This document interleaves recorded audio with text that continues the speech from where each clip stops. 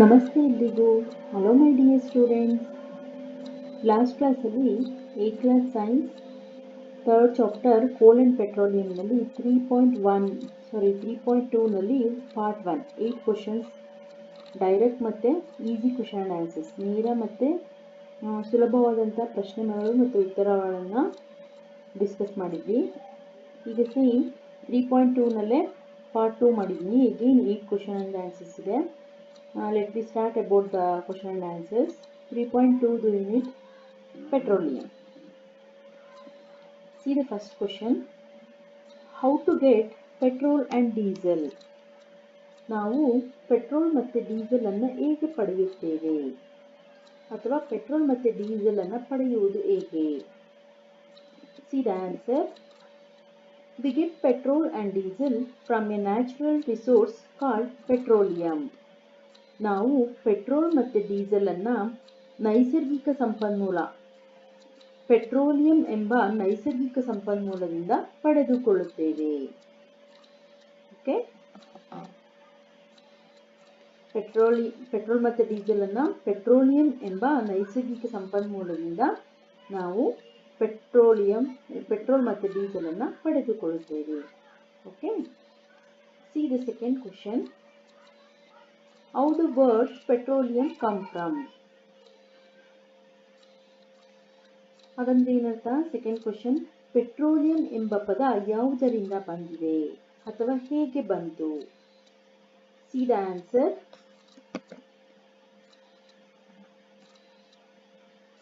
The word petroleum is derived from petra, rock, and oleum, oil. ಅಂದರೆ ಈ petroleum ಎನ್ನುವಂತಹ ಪದ ಯಾವುದರಿಂದ ಬಂದಿದೆ?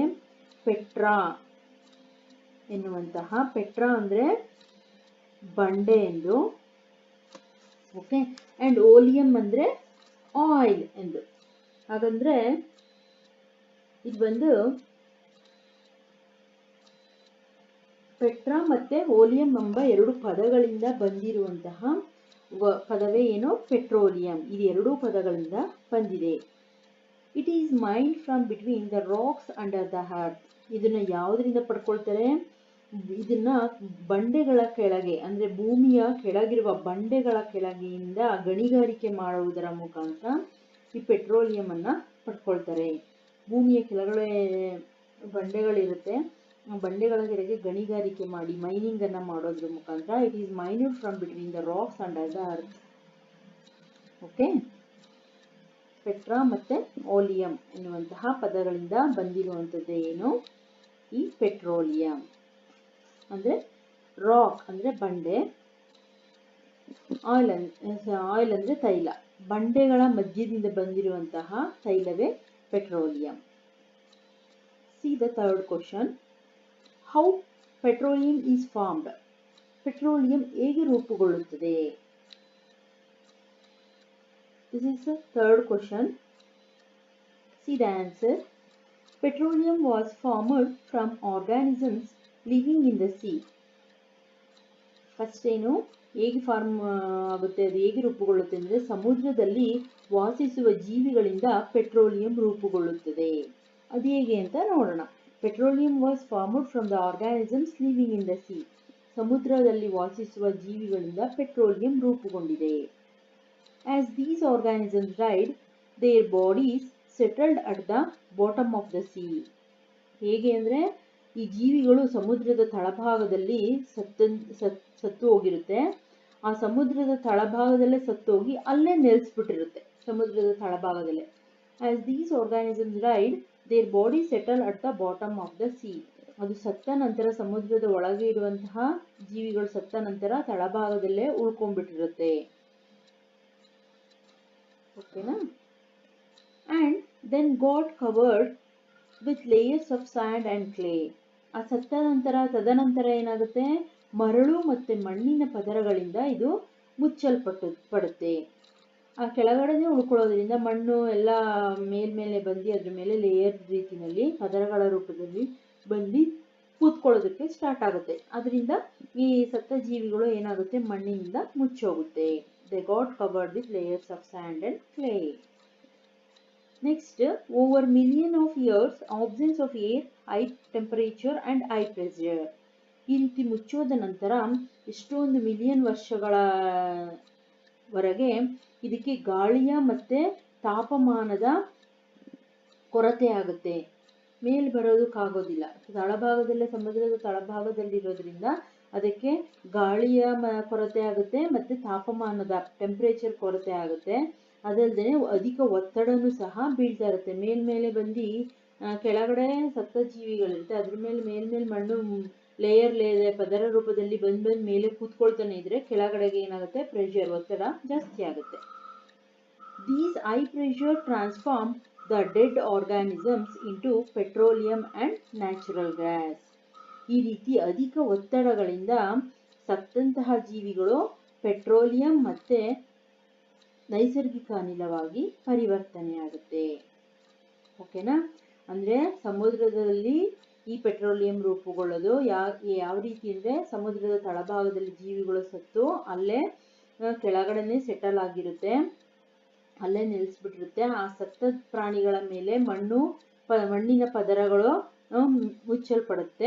ಮುಚ್ಚಲ್ಪಟ್ಟು ಸಾವಿರಾರು ಮಿಲಿಯನ್ ವರ್ಷಗಳ ನಂತರ ಅದು ಮುಚ್ಚಲ್ಪಟ್ಟ ಸತ್ತ ದೇಹಗಳಿಗೆ ನೀರಿನ ಮತ್ತು ತಾಪಮಾನದ ಮತ್ತೆ ಗಾಳಿಯ ಕೊರತೆ ಆಗೋದ್ರಿಂದ, ಅದಲ್ಲದೆ ಅಧಿಕ ಒತ್ತಡ ಮೇಲ್ಮೇಲೆ ಮಣ್ಣು ಮುಚ್ಚುತ್ತಾ ಇರೋದ್ರಿಂದ ಅಧಿಕ ಒತ್ತಡ ಆಗಿ ಅದು ಈ ಒತ್ತಡದ ಪ್ರಭಾವದಿಂದ ಏನಾಗುತ್ತೆ, ನಮಗೆ ಪೆಟ್ರೋಲಿಯಂ ಮತ್ತೆ ನೈಸರ್ಗಿಕ ಅನಿಲ ದೊರಕುತ್ತೆ. This is how the petroleum will formed. ಓಕೆನಾ? ಇದಿಷ್ಟು ಅರ್ಥ ಆಯ್ತು ಅನ್ಕೊಂಡಿದ್ದೀನಿ. This is the picture. Petroleum and natural gas deposits ಯಾವ ರೀತಿ ಆಗುತ್ತೆ ಅನ್ನೋದು. ಇಲ್ಲಿ ರಿಸರ್ವ್ ರಾಕ್ ಅಂದ್ರೆ ಜಲಾಶಯದ ಕಲ್ಲು, ಕೆಳಗಡೆ ವಾಟರ್ ಇರುತ್ತೆ, ವಾಟರ್ ಡಿಪಾಸಿಟ್ಸ್, ಅದರಲ್ಲಿ ಮೇಲೆ ಕಲ್ಲಿನ ಬಂಡೆ ರೀತಿಯಲ್ಲಿ ಮಣ್ಣೆಲ್ಲ ಬಿದ್ದು ಡಿಪಾಸಿಟ್ ಆಗಿರುತ್ತೆ. ಇದು ಅಕ್ಕಪಕ್ಕ ಇರುವಂತಹ ನೀರು. ಇಲ್ಲಿ ತೈಲ ಉತ್ಪಾದನೆ ಆಗುತ್ತೆ ಇದರಿಂದ, ಮತ್ತೆ ಇದು ಅನಿಲ ರೂಪದಲ್ಲಿ ಬರುತ್ತೆ. ಇದನ್ನ ನಾವು ಬಾವಿಗಳ ಮುಖಾಂತರ ಪೆಟ್ರೋಲಿಯಂನ ಹೊರ ತೆಗಿಬಹುದು. ಓಕೆನಾ? ಇದು ಪೆಟ್ರೋಲಿಯಂ ಮತ್ತೆ ನೈಸರ್ಗಿಕ ಅನಿಲಗಳ ನಿಕ್ಷೇಪ ಅಂದ್ರೆ ಸಮುದ್ರದ ತಳಭಾಗದಲ್ಲಿ ಇರುವಂತದ್ದು. ರಿಸರ್ವರ್ ರಾಕ್ ಜಲಾಶಯದ ಕಲ್ಲು. ಇದನ್ನ ಇಂಪ್ರೂವೀಸ್ ರಾಕ್ ಅಂದ್ರೆ ಭೇದಿಸದ ಬಂಡೆ, ಇದನ್ನ ನಾವು ಭೇದಿಸೋದಕ್ಕಾಗೋದಿಲ್ಲ.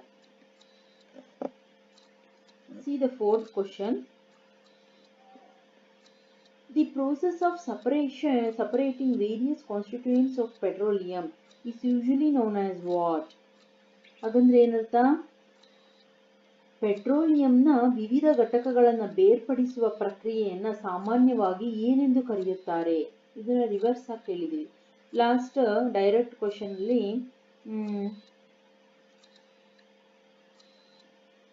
ನಿಮಗೆ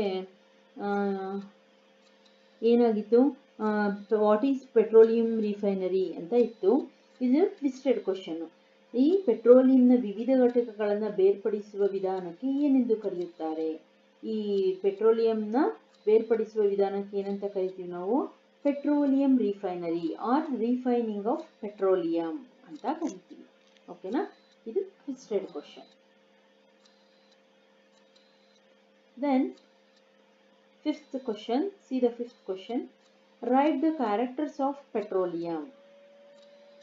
ಪೆಟ್ರೋಲಿಯಂನ ಗುಣಲಕ್ಷಣಗಳನ್ನು ತಿಳಿಸಿ. Petroleum is a dark oily liquid. What is petroleum ಅಂದ್ರೂ ಇದೇ ಆನ್ಸರ್ ಬರುತ್ತೆ. ಇದು ಟ್ವಿಸ್ಟೆಡ್ ಮಾಡಿ ಕೇಳಿರೋದು. ಪೆಟ್ರೋಲಿಯಂನ ಗುಣಲಕ್ಷಣಗಳೇನು, ಯಾವ ರೀತಿ ಇರುತ್ತೆ, ಅದರ ಲಕ್ಷಣಗಳೇನು, ನೋಡೋದಕ್ಕೆ ಯಾವ ರೀತಿ ಇರುತ್ತೆ, ಕಲರ್ ಯಾವ ರೀತಿ, ಅದನ್ನ ಲಕ್ಷಣಗಳು ಅಂತ ಕರಿತೀವಿ. ಇದು petroleum is a dark oily liquid. Petroleum ಒಂದು ಗಾಢ ಎಣ್ಣೆಯುಕ್ತ ದ್ರವ. It has an unpleasant odour. ಇದು ಒಂದು ಅಹಿತಕರ ವಾಸನೆಯನ್ನು ಹೊಂದಿರುವಂಥದ್ದು. It is a mixture of various constituents. ಅದಲ್ಲದೆ ಇದು ವಿವಿಧ ಘಟಕಗಳ ಒಂದು ಮಿಶ್ರಣದಿಂದ ಆಗಿರುತ್ತೆ. ಇದಿಷ್ಟು characters of petroleum. Write the characters of petroleum ಅಂದ್ರೆ you should write these answers. Petroleum is a dark oily liquid. It has an unpleasant odor. It is a mixture of various constituents. Okay. See the sixth question. Write the constituents of petroleum. ಪೆಟ್ರೋಲಿಯಂನ ಘಟಕಗಳನ್ನು ತಿಳಿಸಿ ಅಂತ question. Constituents ಅಂದ್ರೆ ಘಟಕಗಳು. ಓಕೆನಾ? See the answer. The constituents of petroleum are petroleum gas, petrol, diesel, lubricating oil, paraffin wax, etc. Petroleum ಅನ್ನು ಉತ್ಪಾದನೆ ಮಾಡಬೇಕಾದ್ರೆ ನಮಗೆ ಬರುವಂತಹ ಘಟಕಗಳು ಕಾನ್ಸ್ಟಿಟ್ಯೂಯೆಂಟ್ಸ್ ಅಂದ್ರೆ, ಈಗ ಹಾಲನ್ನ ಕಾಯಿಸಿದ್ರೆ ಎಕ್ಸಾಂಪಲ್, ಹಾಲನ್ನ ಕಾಯಿಸಿದ್ರೆ ಅದರಿಂದ ಏನೇನು ಉತ್ಪತ್ತಿ ಮಾಡ್ಬೋದು ನಾವು, ಮೊಸರನ್ನಾಗಿ ಮಾಡ್ಕೋಬಹುದು, ಬೆಣ್ಣೆಯನ್ನ ತೆಗಿಬಹುದು, ತುಪ್ಪವನ್ನಾಗಿ ಮಾಡ್ಕೋಬಹುದು, ಕೋವವನ್ನಾಗಿ ಪರಿವರ್ತಿಸಬಹುದು. ಅದೇ ರೀತಿಯಲ್ಲಿ ಪೆಟ್ರೋಲಿಯಂ ಅನ್ನ ಉತ್ಪಾದನೆ ಮಾಡುವಾಗ ನಮಗೆ ದೊರಕುವಂತಹ ಹಲವಾರು ವಸ್ತುಗಳು ಯಾವ್ಯಾವ ದೊರಕುತ್ತೆ? ಪೆಟ್ರೋಲಿಯಂ ಅನಿಲ, ಅದೇ ರೀತಿ ಪೆಟ್ರೋಲು, ಡೀಸೆಲ್, ಮತ್ತೆ ಲ್ಯೂಬ್ರಿಕೇಟಿಂಗ್ ಆಯಿಲ್, ಮತ್ತೆ ಪ್ಯಾರಾಫಿನ್ ವ್ಯಾಕ್ಸ್. ಈ ಆಯಿಲ್ ಮತ್ತೆ ಲ್ಯೂಬ್ರಿಕೇಟಿಂಗ್ ಆಯಿಲ್ ಅಂದ್ರೆ ನಿಮಗೆ ಲಾಸ್ಟ್ ಕ್ಲಾಸಲ್ಲಿ ನಾನು ತಿಳಿಸಿದ್ದೆ, ಮೃದುಪಡಿಸುವಂತಹ, ನಯಗೊಳಿಸುವಂತಹ ಅನಿಲ ಅಂತ ಲ್ಯೂಬ್ರಿಕೇಟಿಂಗ್ ಆಯಿಲ್ ಅಂದ್ರೆ. ಓಕೆ, ನಯಗೊಳಿಸುವ ಅನಿಲ. ಪ್ಯಾರಾಫಿನ್ ವ್ಯಾಕ್ಸ್ ಅಂದ್ರೆ ವ್ಯಾಕ್ಸ್. ಓಕೆನಾ? ಮಾಮೂಲಿ ವ್ಯಾಕ್ಸ್, ಪ್ಯಾರಾಫಿನ್ ವ್ಯಾಕ್ಸ್ಗಳು. ಇದಿಷ್ಟು ವಸ್ತುಗಳು ನಮಗೆ ಪೆಟ್ರೋಲಿಯಂ ತಯಾರಿಸಬೇಕಾದ್ರೆ ದೊರಕುವಂಥದ್ದು. ಓಕೆನಾ? See the 7th question. Write the uses of petroleum and natural gas. ಪೆಟ್ರೋಲಿಯಂ ಮತ್ತೆ ನೈಸರ್ಗಿಕ ಅನಿಲದ ಉಪಯೋಗಗಳನ್ನ ತಿಳಿಸಿ. Petroleum is used in. ಪೆಟ್ರೋಲಿಯಂನ ಎಲ್ಲೆಲ್ಲಿ ಬಳಸ್ತಾರೆ? It is used as a fuel in light automobiles such as motorcycles, scooters and cars. ಎಲ್ಲೆಲ್ಲಿ ಬಳಸ್ತಾರೆ? ಇದನ್ನ ಆಟೋಮೊಬೈಲ್ಗಳಲ್ಲಿ, ಸ್ಕೂಟರ್ಗಳಲ್ಲಿ, ಮತ್ತೆ ಮೋಟಾರ್ ಸೈಕಲ್ಗಳಲ್ಲಿ, ಮತ್ತೆ ಕಾರ್ಗಳಲ್ಲಿ ಇಂಧನವಾಗಿ ಈ ಪೆಟ್ರೋಲಿಯಂನ ಬಳಸ್ತಾರೆ. ಆಟೋಮೊಬೈಲ್ಗಳಿಗೆ, ಲೈಟ್ ಆಟೋಮೊಬೈಲ್ಸ್ ಅಂದ್ರೆ ಏನು? ಹಗುರವಾದಂತಹ ಲಘು ವಾಹನಗಳಿಗೆ ಲೈಟ್ ಆಟೋಮೊಬೈಲ್ಸ್ ಅಂದ್ರೆ ಲಘು ವಾಹನಗಳಿಗೆ, ಅದೇ ತರ ಮೋಟಾರ್ ಕಾರ್ಗಳಿಗೆ, ಸೈಕಲ್ಗಳಿಗೆ, ಮತ್ತೆ ಸ್ಕೂಟರ್ಗಳಿಗೆ, ಮತ್ತೆ ಕಾರ್ಗಳಿಗೆ ಇಂಧನವಾಗಿ ಪೆಟ್ರೋಲಿಯಂನ ಬಳಸ್ತಾರೆ. See the second use. It is used in heavy motor vehicles like a truck and tractors run in diesel. ಅದಲ್ಲದೆ ಪೆಟ್ರೋಲಿಯಂನಿಂದ ಡೀಸೆಲ್ ಉತ್ಪನ್ನ ಬರುತ್ತಲ್ವಾ, ಇದನ್ನ ಭಾರಿ ವಾಹನಗಳಲ್ಲೂ ಸಹ, ಅಂದ್ರೆ ಟ್ರಕ್ಗಳಿಗೆ, ಟ್ರ್ಯಾಕ್ಟರ್ಗಳನ್ನ ಓಡಿಸೋದಕ್ಕೆ ಡೀಸೆಲ್ನ ಉಪಯೋಗವಾಗಿ ಡೀಸೆಲ್ ಅನ್ನ ಬಳಸ್ತಾರೆ. ಓಕೆನಾ? ಇದೆರಡು ಉಪಯೋಗ ಪೆಟ್ರೋಲಿಯಂನಿಂದ. ಇನ್ನ ಎರಡು ಉಪಯೋಗ ಇದೆ. ಯಾವುದು? Natural gas. Natural gas is used in the production of fertilisers ಅಂದ್ರೆ ಯೂರಿಯಾ. ಈ ನೈಸರ್ಗಿಕ ಅನಿಲವನ್ನ ಗೊಬ್ಬರಗಳ ತಯಾರಿಕೆಯಲ್ಲಿ, ಅಂದ್ರೆ ರಸಗೊಬ್ಬರಗಳ ತಯಾರಿಕೆಯಲ್ಲಿ, ಅದರಲ್ಲೂ ಯೂರಿಯಾವನ್ನ ತಯಾರಿಸೋದಿಕ್ಕೆ ಈ ನೈಸರ್ಗಿಕ ಅನಿಲವನ್ನ ಬಳಸಲಾಗುತ್ತೆ. Natural gas is second use. Natural gas is used in the production of hydrogen gas. ಅದಲ್ಲದೆ ಈ ನೈಸರ್ಗಿಕ ಅನಿಲವನ್ನ ಹೈಡ್ರೋಜನ್ ಅನಿಲ ಉತ್ಪಾದನೆಗೂ ಸಹ ಬಳಸಲಾಗುತ್ತೆ. ಹೈಡ್ರೋಜನ್ ಅನಿಲ ತಯಾರಿಸಬೇಕು ಅಂದ್ರೆ ನೈಸರ್ಗಿಕ ಅನಿಲ ಬೇಕು, ಅದರ ಉಪಯೋಗಕ್ಕೆ ಬಳಸ್ತಾರೆ. ಅದಲ್ಲದೆ ಯೂರಿಯಾವನ್ನ ಉತ್ಪಾದನೆ ಮಾಡಬೇಕು ಅಂದ್ರೂ ನೈಸರ್ಗಿಕ ಅನಿಲ ಬೇಕು. ಇದೆರಡರ ಉಪಯೋಗಕ್ಕೆ, ಯೂರಿಯಾ ಮತ್ತೆ ಹೈಡ್ರೋಜನ್ ಗ್ಯಾಸ್ ಅನ್ನ ಉತ್ಪಾದನೆ ಮಾಡೋದಕ್ಕೆ ನ್ಯಾಚುರಲ್ ಗ್ಯಾಸ್ ಬಳಸ್ತಾರೆ. ಪೆಟ್ರೋಲಿಯಂನ ಭಾರಿ ವಾಹನಗಳು ಮತ್ತೆ ಲಘು ವಾಹನಗಳಿಗೆ, ಕಾರ್ಗಳಿಗೆ, ಸ್ಕೂಟರ್ಗಳಿಗೆ, ಟ್ರಕ್ಗಳಿಗೆ ಬಳಸೋದಕ್ಕೆ ಪೆಟ್ರೋಲಿಯಂನ ಬಳಸ್ತಾರೆ. ಓಕೆನಾ? ಇದಿಷ್ಟು ಪೆಟ್ರೋಲಿಯಂ ಮತ್ತೆ ನ್ಯಾಚುರಲ್ ಗ್ಯಾಸ್ದು ಉಪಯೋಗಗಳು. See the 8th question. Write the use of petrochemicals.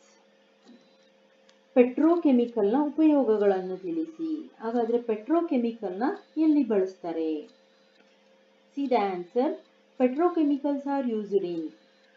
It is used in the manufacture of detergents, fibers like polyester, nylon, acrylic, etc. ಇದನ್ನ ಮ್ಯಾನುಫ್ಯಾಕ್ಚರ್ ಆಫ್ ಡಿಟರ್ಜೆಂಟ್ಸ್ ಅಂದ್ರೆ ಮಾರ್ಜಕಗಳಿಗೆ, ಸೋಪು, ಸಾಬೂನು, ಈ ರೀತಿ ಮಾರ್ಜಕಗಳಿಗೆ ಬಳಸ್ತಾರೆ ಪೆಟ್ರೋಕೆಮಿಕಲ್ಸ್ನ. ಅದಲ್ಲದೆ ಫೈಬರ್ಗಳಿಗೆ ಬಳಸ್ತಾರೆ. ಮತ್ತೆ ಪಾಲಿಸ್ಟರ್, ನೈಲಾನ್, ಆಕ್ರಲಿಕ್, ಈ ಸಿಂಥೆಟಿಕ್ ಮೆಟೀರಿಯಲ್ಸ್, ಬಟ್ಟೆಗಳಿಗೆ ಬಣ್ಣ ಹಾಕೋದಕ್ಕೆ, ಮತ್ತೆ ಪಾಲಿಸ್ಟರ್ ಬಟ್ಟೆಗಳಿಗೆ ಈ ನೈಲಾನ್ ಬಟ್ಟೆಗಳಿಗೆ ಮತ್ತು ಆಕ್ರಲಿಕ್ ಅಂದರೆ ಬಟ್ಟೆಗಳಿಗೆ ಬಣ್ಣ ಹಾಕೋದಕ್ಕೆ ಈ ಪೆಟ್ರೋಕೆಮಿಕಲ್ಸ್ನ ಬಳಸ್ತಾರೆ. ಓಕೆನಾ. ಫೈಬರ್ಸ್ ಅಂದರೆ ದಾರಗಳು, ಅದರ ತಯಾರಿಕೆಗೆ ಬಳಸ್ತಾರೆ. ನೆಕ್ಸ್ಟ್ ನೋಡಿ, it is used in polythene and other man made plastics. ನಿಮ್ಗೆ ಆಲ್ರೆಡಿ ಗೊತ್ತಿರುತ್ತೆ, ಪಾಲಿಥೀನ್ ಕವರ್ಸ್ ಅಂತಲೇ ಬರುತ್ತೆ ಸಾಫ್ಟ್ ಆಗಿ. ಈ ಪ್ಲಾಸ್ಟಿಕ್ ಹ್ಯಾಂಡ್ ಕವರ್ಗಳು, ಪ್ಲಾಸ್ಟಿಕ್ ಕವರ್ಗಳು, ಪ್ಲಾಸ್ಟಿಕ್ ಬ್ಯಾಗ್ಗಳು, ಪಾಲಿಥೀನ್ ಕವರ್ಗಳು, ಇದೆಲ್ಲದರ ಉಪಯೋಗಕ್ಕೆ ಅಂದರೆ ಮ್ಯಾನ್ ಮೇಡ್ ಪ್ಲಾಸ್ಟಿಕ್, ಮಾನವ ತಯಾರಿಸುವಂತಹ ಪ್ರತಿಯೊಂದು ಪ್ಲಾಸ್ಟಿಕ್ಗಳ ಉಪಯೋಗಿಸೋದಕ್ಕೆ ಈ ಪೆಟ್ರೋಕೆಮಿಕಲ್ಸನ್ನು ಬಳಸ್ತಾರೆ. ಓಕೆನಾ. ಇದಿಷ್ಟು 3.2ನಲ್ಲಿ ಇಂಡೈರೆಕ್ಟ್ ಮತ್ತು ಟ್ವಿಸ್ಟೆಡ್ ಕ್ವಶನ್. ಸಾರಿ, ನಾನು ಸ್ಟಾರ್ಟಿಂಗಲ್ಲಿ ಇದನ್ನು ಡೈರೆಕ್ಟ್ ಕ್ವಶನ್ ಮತ್ತು ಈಸಿ ಅಂತಲೇ ಹೇಳಿದೆ. ಆ್ಯಕ್ಚುಲಿ ಇದು ಇಂಡೈರೆಕ್ಟ್ ಮತ್ತು ಟ್ವಿಸ್ಟೆಡ್ ಕ್ವಶನ್. ಓಕೆನಾ. ಇಲ್ಲಿ ನಾನು ಕರೆಕ್ಟ್ ಮಾಡಿಲ್ಲ, sorry. This is indirect and twisted question. Okay. Indirect question and answers. ಇದಿಷ್ಟು ಅರ್ಥ ಆಗಿದೆ ಅಂದ್ಕೊಂಡಿದ್ದೀನಿ. ಆದಷ್ಟು ಇದರಲ್ಲಿ ಏನಾದರೂ ಡೌಟ್ಸ್ ಇದ್ದರೆ ನಿಮಗೆ ಕಮೆಂಟ್ ಸೆಕ್ಷನಲ್ಲಿ ತಿಳಿಸಿ. ಮತ್ತು ವಿಡಿಯೋಸ್ನ ಆದಷ್ಟು ಯಾರು ಕನ್ನಡ ಮೀಡಿಯಂ ಸ್ಟೂಡೆಂಟ್ಸ್ ಇರ್ತಾರೆ, ಸೈನ್ಸ್ ಕಷ್ಟ ಅಂತಿರ್ತಾರೆ, ಅವ್ರಿಗೆ ಶೇರ್ ಮಾಡಿ. ಆ್ಯಂಡ್ ದೆನ್ CET ಪ್ರಿಪೇರ್ ಆಗ್ತಿರೋರ್ಗೂ ಇದನ್ನು ವಿಡಿಯೋನ ಶೇರ್ ಮಾಡಿ. ಮತ್ತು ನನ್ನ ಚಾನಲ್ನ ಲೈಕ್ ಕೊಡಿ, ಒಂದು ಶೇರ್ ಮಾಡಿ ಆ್ಯಂಡ್ ಸಬ್ಸ್ಕ್ರೈಬ್ ಮಾಡ್ಕೊಳ್ಳಿ. ಓಕೆನಾ. Thank you my dear students. See you in next class, 3.3 easy and direct question and answers. Okay. Thank you once again.